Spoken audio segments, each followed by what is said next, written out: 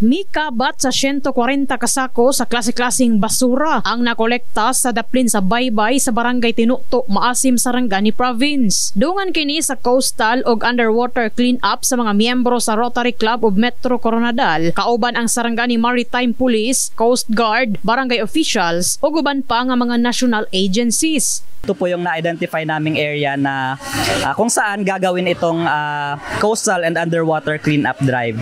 Now, by the way, hindi lang po ito coastal lang, no? Unlike other activities na nandito lang sa baybay lang naglilinis. We also have volunteer scuba divers, no, from other NGAs and yung mga private organizations po na talagang sumuporta sa ating activity. And also, this is because we have just celebrated the Earth Day, di ba? Last April 22. No, so ito po yung parang respond namin, no, to the call, no, of taking care of our environment. Napili matud pa nila ang barangay Tinukto nga hinluan tungod daghan ang basura nga anaa sa dagat nga nadala sa mga balod gikan sa laing mga lugar.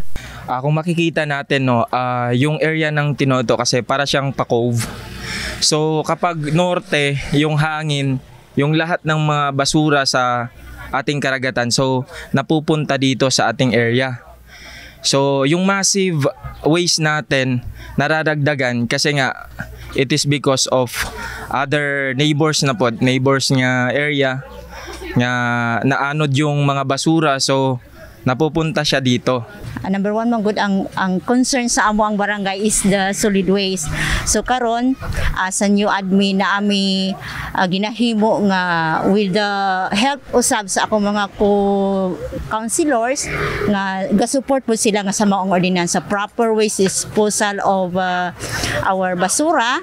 Isip usa sa mga volunteer, nalipay usab si Mary nga nahimo siyang kabahin sa aktibidad aron mamintinar ang kahinlo sa naisgutang lugar. May alam naman natin kung gaano kahalaga po yung kalinisan ng ating coastal area. So when we know problems like these kahit sa malayo, kapag kaya naman nating tumulong, of course tutulong kami. Kahit naman na hindi kami taga dito, alam naming apektado pa rin talaga kami at the end of the day kasi tumitira tayo sa isang mundo lang and connected lahat ng dagat. So gusto namin maging part ng kumbaga change na positive sa community.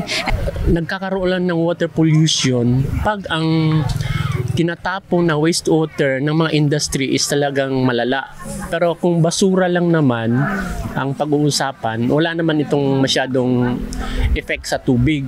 Ayun nga lang, affected yung mga breeding places ng mga isda natin. No? So of course, instead na maliguan yung area, pero pag maraming tinatapong basura, so iwasan ng tao na maligo dahil hindi na siya safe. In the heart of changing lives, kini sa Brigada Enami Mugpon, Brigada News.